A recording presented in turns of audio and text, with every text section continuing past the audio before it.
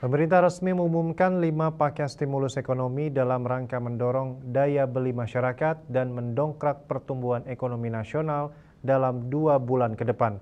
Namun sayangnya dari 5 insentif yang diumumkan, tak ada kebijakan insentif diskon tarif listrik 50% yang beberapa waktu lalu sempat diungkapkan Menteri Koordinator Bidang Perekonomian Airlangga Hartarto.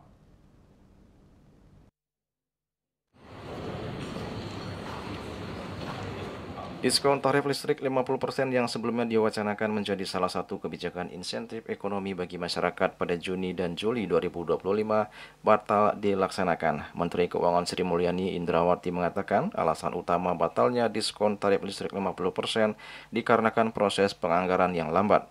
Hal itu disampaikan Sri Mulyani dalam konferensi pers di Istana Kepresidenan Jakarta usai mengikuti ratas bersama Presiden Prabowo pada Senin 2 Juni 2025. Dalam keterangannya, Sri Mulyani menjelaskan akibat adanya penganggaran yang lambat, maka penerapan kebijakan diskon tarif listrik sebesar 50% bagi pengguna daya 1.300 watt ke bawah tidak bisa dijalankan di bulan Juni dan Juli tahun ini. Sebagai gantinya, Sri Mulyani mengatakan pemerintah menaikkan nilai subsidi upah dari sebelumnya sebesar 150.000 menjadi 300.000 untuk setiap pekerja dengan penghasilan 3,5 juta ke bawah selama 2 bulan, yakni bulan Juni dan Juli 2025.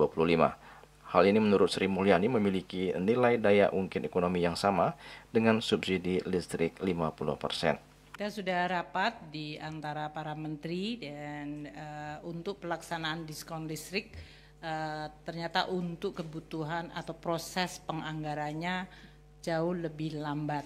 Sehingga kalau kita tujuannya adalah Juni dan Juli, kita memutuskan tidak bisa dijalankan. Sehingga yang itu digantikan menjadi bantuan subsidi upah. Jadi kalau kita lihat waktu desain awal untuk subsidi upah itu masih ada pertanyaan mengenai target grupnya. Karena waktu ini kan bantuan subsidi upah pernah dilakukan pada masa COVID.